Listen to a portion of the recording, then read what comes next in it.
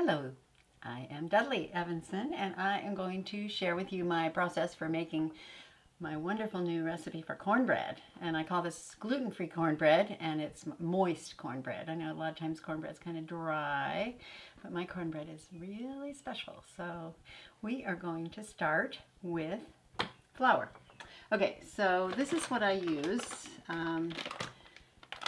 I use Bob's Red Mill, and you can use anything, but this is a nice all-purpose baking flour that's gluten-free. So I'm going to put in a couple cups of this into the bowl, and then I am going to add, that's 2 cups, and now I'm going to add a cup of cornmeal, about a cup and a half of cornmeal. So there's 1 cup, whoops. And here's a half a cup of cornmeal, but I'm also going to add to that some flax flour. And I find that flax is a really good, well, first of all, it has protein in it. It's super healthy.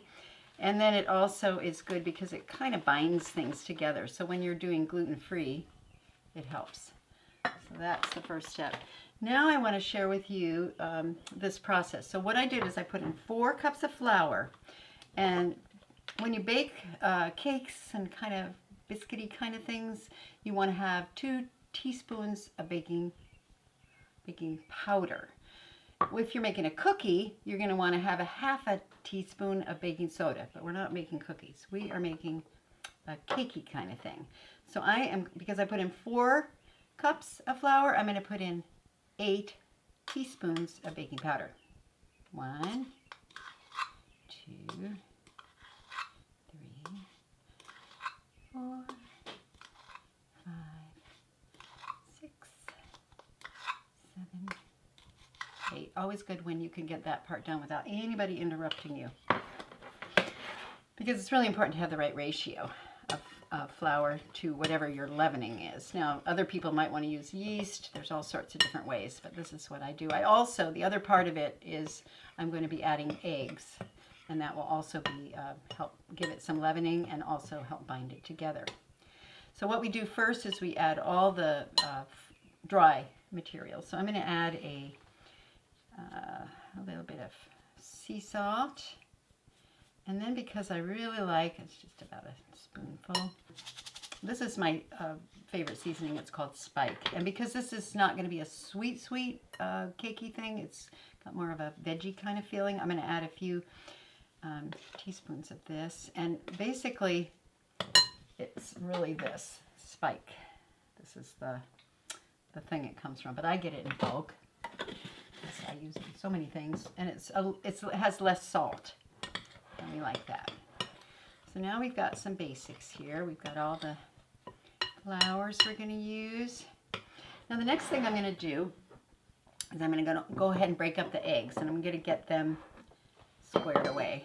And I use free range organic Happy Chicken eggs. Get them at the co-op. I really recommend as much as you can to use organic, non-GMO, and happy animals. So that's super important because what is coming into our bodies is going to make who we are. So we want the happy animal. If we're eating any animal products at all, milk or meat, eggs, that kind of thing, we want it to come from a happy creature. So what I'm going to do is just mix these up, and then I'm going to put them in and kind of just mix them up with the flours.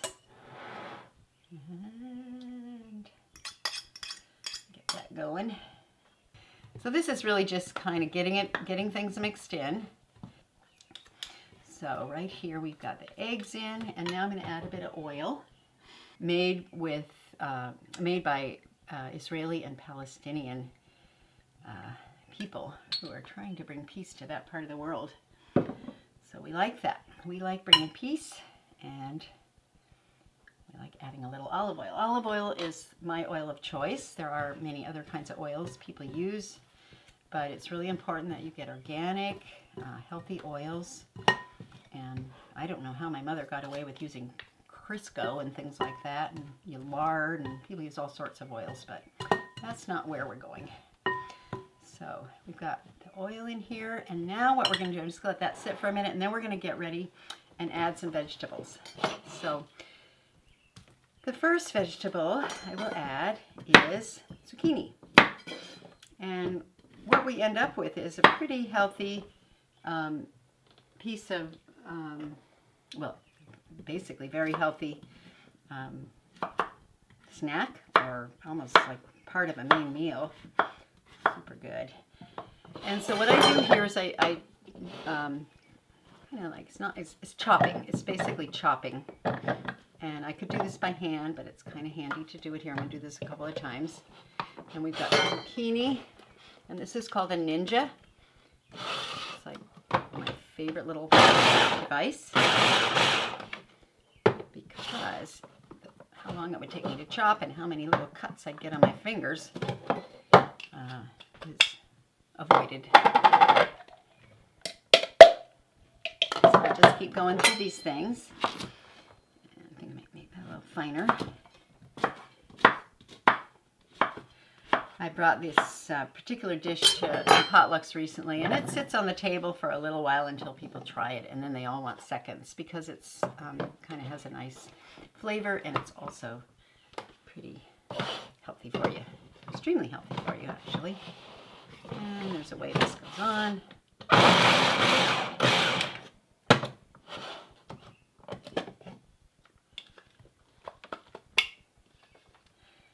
So I find that it's easier to get the vegetables mixed in when the flour is still kind of dry.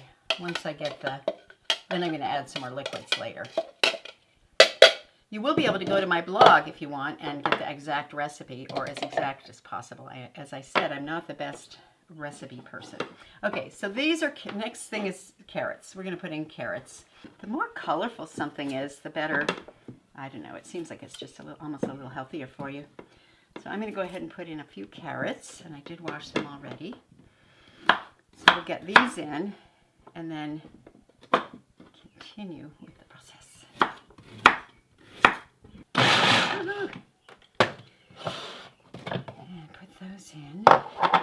And this is all going to get cooked in the oven. Let me get these things going a little bit, because I got to get all kind of blended up in here with the flours. So as you can see, what we've got is a very rich vegetable-based food. Super good food. What do we think? I think I might hold off on the other carrot. 2 carrots, 2 little zucchinis. But now what I'm going to do is put some of this pepper in, and that kind of makes it real special, because again, what's going to happen is everything will get cooked up, but for some reason, because the peppers have so much moisture in them, it helps also to keep this cornbread very moist. I think with the peppers, I'm not going to blend them up, chop them up. Just chop them, not mince them, because they might turn into a liquid. And I don't want them to be liquid. I want them to be liquid when you take a bite and put it in your mouth. And it's so yummy. You can't believe how good it is. And that is what we want to have happen. So put some of these in here.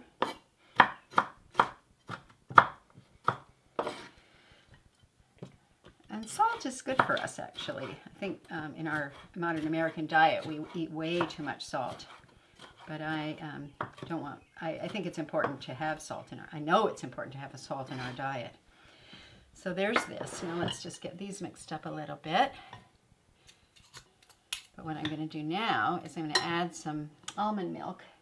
Actually, I think I'm also going to add a little bit of maple syrup, because it'll be a little bit more yummy. You don't have to have much. And again, I never use sugar, but a little maple syrup or a little honey is good. Now, if I were making it as more of a sweet food, I would probably add more, but this is just to give it a little nice taste. And How's that look? Does that look good?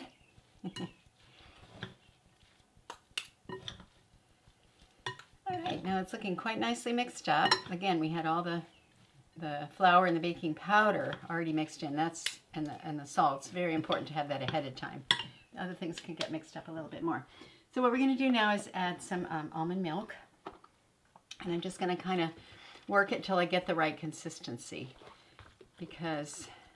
And you could use regular milk if you want, or hemp milk, or soy milk, or something else. But what we're aiming toward is getting it to be the consistency of a cake mix.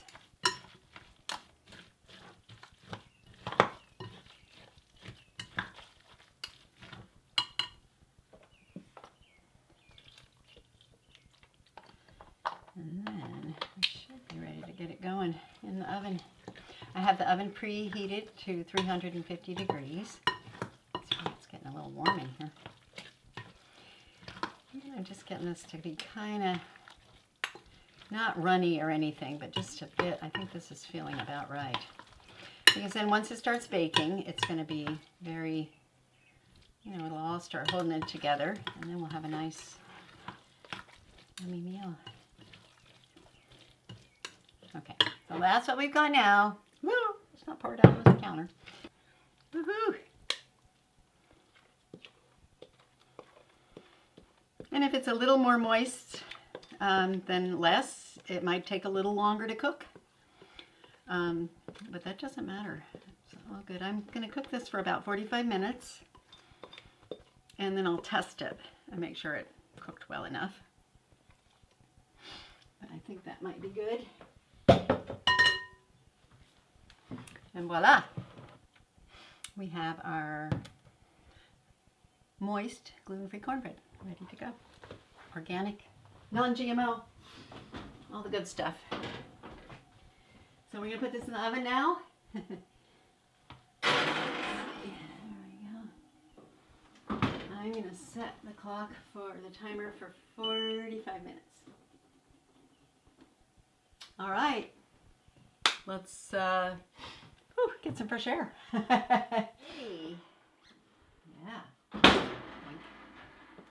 So here we go. We got some nice cornbread. It looks like it's looks pretty good.